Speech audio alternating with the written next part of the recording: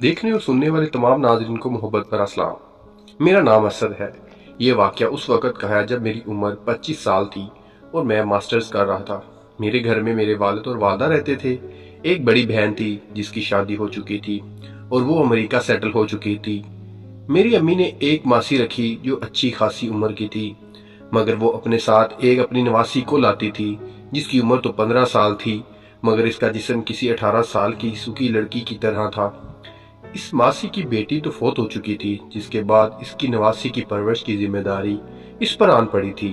खैर, कुछ ही महीनों में वो मासी और इसकी नवासी हमारे घर में एडजस्ट हो गए और हमने इन दोनों पर और इन दोनों ने हम पर भरोसा करना शुरू कर दिया।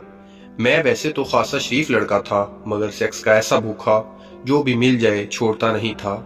मेरे घर और दोस्तों में किसी को मेरी इन हरकतों का इल्म ना था। मेरे वालिद एक बिजनेसमैन थे और इनका बिजनेस पूरे पाकिस्तान में फैला हुआ था, जिसकी वजह से वो अक्सर किसी न किसी शहर में जाते रहते थे। मेरी अम्मी का घर भी दूसरे शहर में था। एक बार ऐसा हुआ कि अब्बा को अपने बिजनेस के लिए दूसरे शहर जाना था। उसी शहर में अम्मी का मायका भी था। अब्बा अम्मी को भी साथ ले गए ताकि वो अपने वालिदैन और भाइयों से मिल ले। अम्मी अबू का ये दौरा तकरीबन एक हफ्ते का था। मुझसे भी पूछा गया, मगर अगले दिन मेरे यूनिवर्सिटी में टेस्ट था, तो मैंने कहा आप लोग जाएं, मैं आपके पीछे आ जाता हूँ। मेरी बात सुनकर अम्मी और अब्बा राजी हो गए। अम्मी अब्बा तो उसी दिन रवाना हो गए और मैं घर में अकेला रह गया। अभी सुबह का वक्त था। मैं नाश्ता करके अपने टेस्ट की तैयारी ही कर रहा था कि मासी और इसकी नवासी काम करने के लिए आ गए। मैंने मासी से कहा, अम्मी और अब्बा गए हैं दूसरे शहर, तुमको पता है जो जो काम करना है वो सब कर लो, कोई बताएगा नहीं तुम्हें। तो इसने कहा, आप बेफिक्र रहो अमर बेटा, मैं सब कर लूंगी।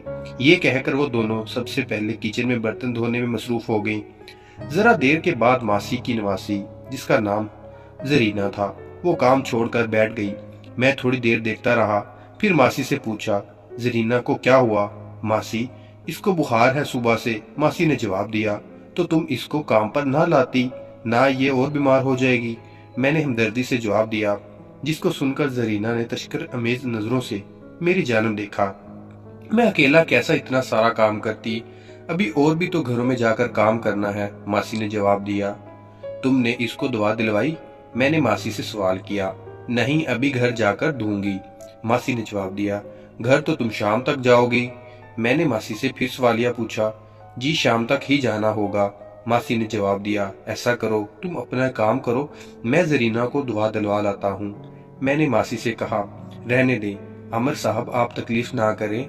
मासी ने मना करने के अंदाज में कहा, तकलीफ कैसी, तुम लोग इतनी खिदमत करती हो हमारी, सारे घर के काम करती हो, ये तो तुम्हारा हक बनता है। बस तुम अपना काम करो, मैं अभी इसको दिलवा कर लाता हूँ।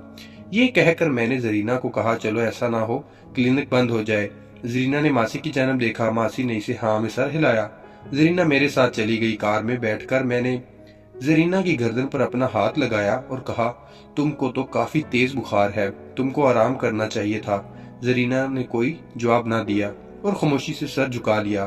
खैर, जरा देर बाद हम दुआ लेकर वापस आ चुके थे।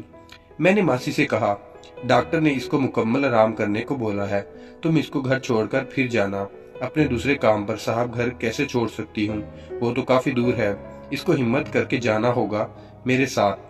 मासी ने जवाब दिया, डॉक्टर ने कहा है अगर आराम ना किया तो दुआ असर नहीं करेगी, तबीयत और ज्यादा खराब हो जाएगी, बेहतर यही है कि इसे आराम करने दो।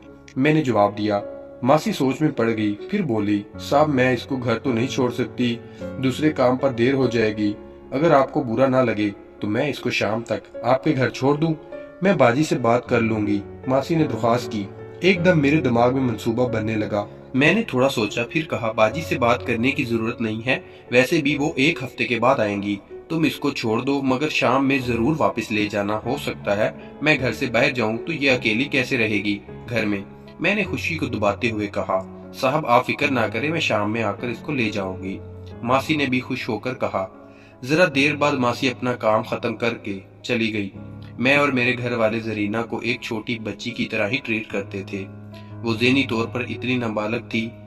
खैर, मासी के जाने के बाद मैं जहन में मंसूबा बनाने लगा कि किस तरह जल्दी अपनी ख्वाहिश पूरी करूं, मगर मुझे डर भी था ये शोर मचा देगी या बाद में किसी को बता देगी, तुमने सुबह से कुछ खाया है?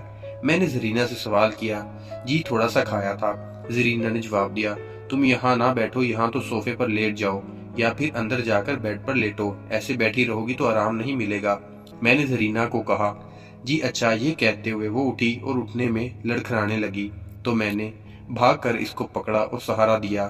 سہارا دیتے وقت میں نے اس کو بازو سے پکڑا اور ساتھ ہی جان کر اس کے ایک میم سے اپنا ہاتھ نہ صرف چھوا بلکہ رگڑا۔ مجھے ایسے لگا جیسے اس نے کوئی برا نہ پہنا ہوا تھا۔ اس کے میم زیادہ نہیں تو 32 سائز کے ہوں گے۔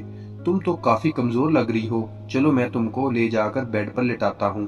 یہ کہہ کر میں اس کو پکڑ کر اپنے بیڈ روم میں لے گیا اور اس کے بیڈ پر لٹا دیا۔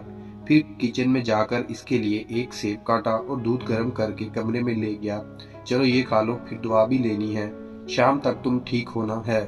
یہ کہتے ہوئے میں اس کی جانب دیکھ کر مسکرایا۔ جواب میں وہ بھی مسکرائی۔ وہ سیب کھانے لگی اور میں نے ٹی وی آن کر دیا۔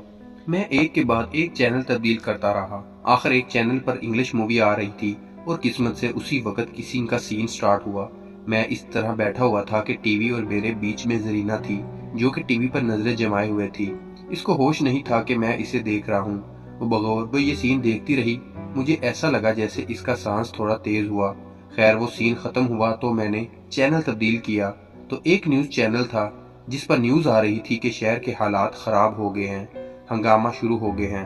میں نے زرینہ سے پوچھا کہ تمہاری نانی کس جگہ ہے؟ اب کام پر زرینہ کو اس کا اندازہ نہیں تھا، وہ تو بس اپنی نانی کے ساتھ چلی جاتی تھی۔ خیر میں سوچنے لگا کہ ماسی کیسے آئے گی اور کیسے زرینہ کو لے کر جائے گی۔ ابھی میں سوچ ہی رہا تھا کہ اچانک فون کی بیل بجی۔